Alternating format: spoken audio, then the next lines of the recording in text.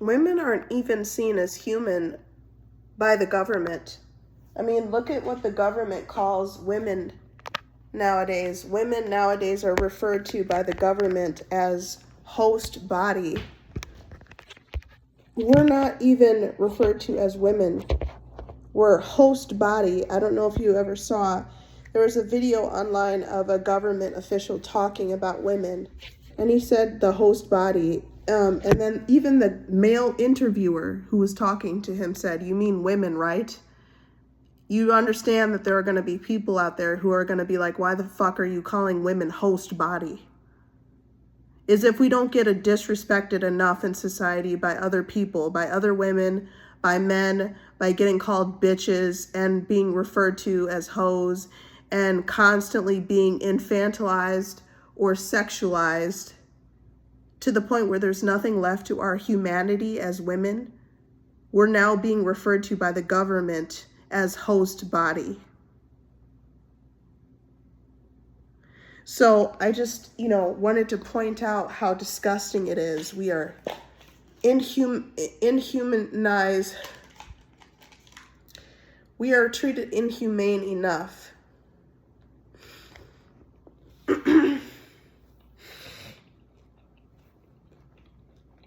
And it's it's sickening. I don't think women should have to deal with the shit that we have to deal with on a daily basis, but unfortunately we do. And I don't understand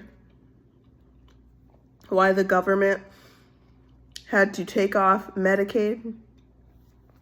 It was helping a lot of people, and I don't give a fuck who's out there judging me. Medicaid was something that helped me too, even as somebody in their 30s, somebody younger. It was a great benefit for me, but again, the government, if the government is dehumanizing someone, the most it's women. Women throughout history we've just been treated like shit. And they wonder why the birth rate is plummeting, why people are choosing to stay single, why people can't seem to want to have babies and get married to men. If the marriage rate goes up, it's because there are more lesbian marriages, which I also understand, because men don't fucking listen to women. They'd rather continue to dehumanize us. They'd rather continue to treat us like animals. Government can't even say women. If they can't say bitch or hoe on TV to describe a female, they might as well call us fucking host body, like that one government official did. Absolutely fucking vile and disgusting. And he wonders why, and then with him making everything so fucking expensive in America, making it hard on everybody, making apartments expensive, making groceries expensive. Everything is overly expensive in America. Them doing that to people on purpose and then fucking complaining that people don't want to have kids or they can't afford to have fucking kids. Bitching and complaining that females don't want to be around men because realistically, if we're being real right fucking now, men are dangerous. And then when women do something to defend themselves from those men, they get locked up and they get punished. Why? Because they stood up against a man who was trying to rape them? Because they stood up against a man who was dehumanizing them and calling them a bitch or a hoe and disrespecting them? As a black woman, when I stand up for myself, I'm standing up for what's right at the end of the day, no matter what anybody's fucking opinion is. I know my rights and I know what I've been through. And as a 30-year-old black woman, I'm not going to just stand there and allow somebody to fucking talk down to me when I know my history and I know how many narcissists I've had to deal with. I cut off my entire family because my entire family is full of fucking narcissists. And I've been nothing but gaslit my entire fucking life by narcissistic people who didn't fucking understand me. Even in my fucking darkest and my lowest, they chose to exploit me and to use the things that they gave me to exploit me, not to help me. That's kind of like what the government has been doing to people. And it's very fucking disgusting. And it needs to fucking stop. When are people, especially women, going to be treated like human beings instead of property? Instead of sex objects? They will allow women to be exploited and to be sexualized, but they won't allow women to be successful, to make more money. They won't allow women, especially black women, to be able to afford a lot of times to buy their own houses, to buy cars, to get out of certain areas that have been toxic for them. They won't allow black women to thrive in many ways. And now we're being referred to as host body by government officials on television. Like, I just don't fucking get it. And now, you know, there's this news about Charlie Kirk got shot. You mean the same guy who constantly made nasty comments about black women like myself, who are degraded constantly? I am masculinized. I am told that I look more masculine when there's no masculine features about my body. I look very much like a female, thank you. But racist people have to take black culture and they have to exploit it, right? You know, they want to use our black culture when it benefits them, but they forget that the black people behind that culture deserve respect and they deserve compassion. You know, so anybody who tries to say that I look like a boy with short black hair, even though my hair is growing out and it looks like this, is ignorant and doesn't know shit about black culture and about 4C hair, because that is the type of hair that some black women have. Some black women have trouble, especially when they've had burn damage, along with the other types of trauma that I've gone through. And I did have burn damage all over my head. And that's another reason why it takes my hair a long time to grow out. You know, along with chemical damage from relaxers that should have never been given to black women to put on their head, because we didn't really know how dangerous relaxer chemicals really were when we were given those kind of fucking products. It's disgusting. And the way that we're just taken for granted in so many ways as women, but especially as black women. You know, I see even in the city that another reason why I want to move so bad to New York, in the city I'm living in right now, when people are racist, you know, I hear people play rap music and black music all the time. Rap music originated from black people. Why the fuck can people still be racist and completely disrespectful to black people, and they're bumping rap music, they're playing rap music as loud as they possibly can out of their car? Don't you fucking think that the same music that you're playing out of your fucking car right now, that you at least owe it to respect the black people who made the fucking music that you're listening to and clearly you fucking enjoy because you're playing it as loud as humanly possible out of your fucking speakers right now? Where's the fucking respect? This is what I mean by some people only using black culture and things that have to do with black people when it benefits them. When it benefits them to listen to rap music or to adapt anything in regards to black culture, our hair, the way that we talk, the way that we walk, what we wear, everything about black culture, to adapt that in order to profit off of black culture. And then when they can't profit off of black culture anymore, they throw us away completely and they disrespect us. So how are you gonna tell me that I'm a nigger and I'm the N-word, and you're gonna scream that at me and you're gonna degrade me and disrespect me, yet you can play a rapper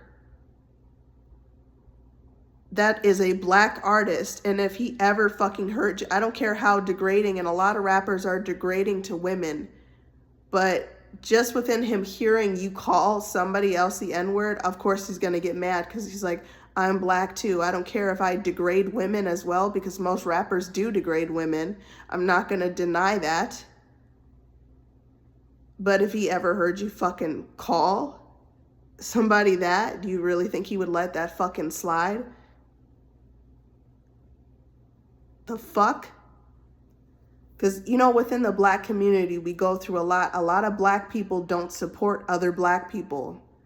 You could be at the lowest of your low, and even, you know, if we may be having trouble with white people or other races, but other black people get abusive towards each other just as much. Because there's somebody that I had to cut off the last family member that I was talking to for being a fucking narcissist. I said I didn't even want to live at the time, that I didn't want to bathe and I didn't want to lotion my body and I didn't want to take care of my hygiene or take care of myself because I had no will to live. Why the fuck don't you have any compassion for that?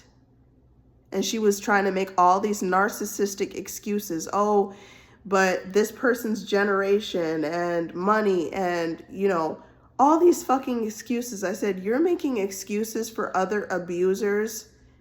And now come to think of it, she's an abuser herself, because all of the red flags, all of the things that she did to me that I ignored, I completely regret it, because she was abusive in many ways as well. And unfortunately, I gave her too many chances. Usually I'm one and done. Usually I don't give people second chances, because too many people have hurt me. Too many people have traumatized me. Too many people have abused me and abused their authority. That's why I never, ever, I grew up hating my parents, because as an adopted black child, the way that I was treated by my white family, the way that I was abused by my white family, those people belonged in prison. And they grew up and they treated me like I was the criminal. Because that's what narcissistic people do. They gaslight you into believing that you are the problem when you're really fucking not the problem. And even though not a lot of people watch my motherfucking videos, I'm going to speak on this until the day that I die, because it is relevant to me and it is a part of my struggle as a black woman, as a black adopted child who had literally nobody to go to growing up. It took me until I was 25 years old to make my first real friend. So I only have, you know, it's true that your own family will do you the dirtiest. It's very true that your own family will do you the dirtiest. But since I was 25 years old, you know, I've been lucky to have met my first real friend who's been there for me for the last 5 years or so. And I'm grateful for her, but I'm not grateful that I had to go through so much fucking hell and bullshit my entire childhood and upbringing, from my childhood to my teen years to my early 20s, going through so much trauma and abuse, along with being a survivor of sex trafficking, addiction, an eating disorder, self-harm, suicide attempts, abuse as a child, bullying as a child at school, abuse at home, incest,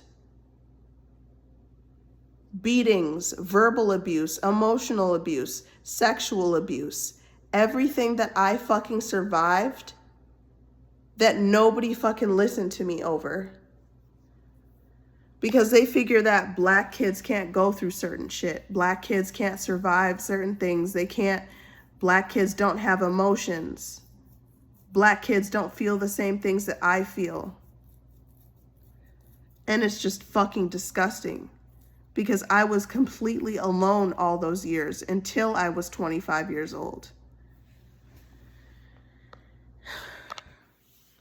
I don't know, we're just constantly being taken for granted and exploited.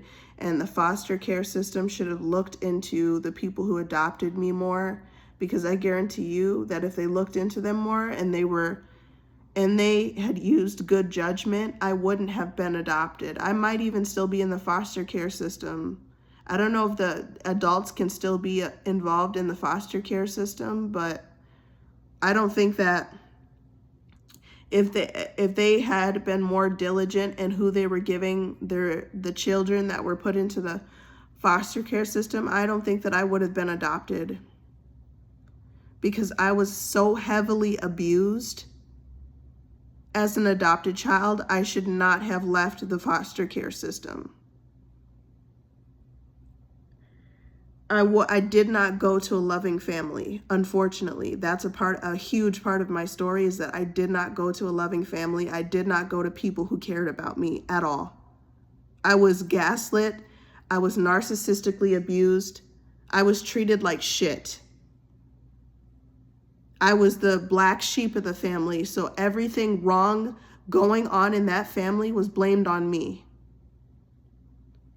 The weight that I had on my back, the suffering that I had in my heart and my soul, every single bad thing that happened to me and that happened in that house that I grew up in, that I wish I could light on fire and burn up in flames, with all the fucking bad things that happened to me, including being raped by my adopted dad and his biological son, and then for them to turn around and threatened to call the police on me on my birthday because I told their church family that they raped me and abused me growing up, and my adoptive mom abused me. She just didn't sexually abuse me, but she abused me in every other way, starving me, making me eat out of the garbage, making me use my trash can in my room as a bathroom because they wouldn't let me leave my room to use the bathroom.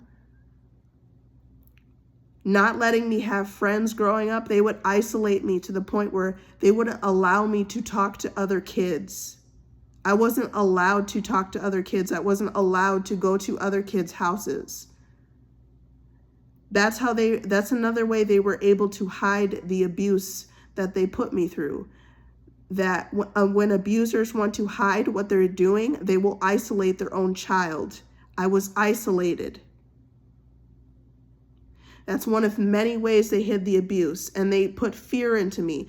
That's another way that an abuser can hide what they are doing to a child, is by putting fear into their heart, beating them like they did. I used to get beaten every single fucking day. Beating them, making them do disgusting things like eat out of the garbage or use their trash can as a bathroom. There are many ways to break a child and to force a child to comply with you so that they won't tell anybody. And it worked on me because I had many disgusting, vile things done to me by my adopted family. And unfortunately, nobody cared enough to look into them, and nobody found out, because I was also being abused by adults at school who were abusing their power, who were sexually abusing me at school, as well as because I was going through sexual, verbal, and physical and emotional abuse at home with the beatings and the rapes from my adopted dad and his biological son. I was also being molested at school by teachers and hit by teachers. So I know that they didn't want to be investigated for the things that they were doing at that school to me or to any other child. And because they didn't want to be investigated, of course they weren't going to say anything about what could potentially be going on with me at home. Because I would come to school with bruises on me, or I would come to school with clear fucking signs, I bet, back then. Because I was always sick from the medications that my adoptive parents put me on. That wasn't a clear enough sign that I was always throwing up and I was always like struggling with my studies at school and I didn't want to do any of my schoolwork. That wasn't a sign enough that I was already struggling. They didn't want to report anything they don't want to say anything because they knew that they were a part of the abuse.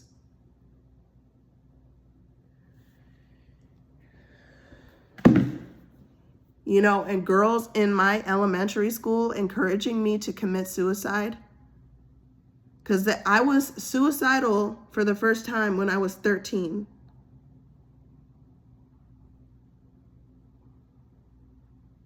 And then it just went on, and I had several hospitalizations from suicide attempts, from self-harm, from cutting myself. I would start from my wrists all the way down my arms, all the way down my legs. I wouldn't just cut in one place.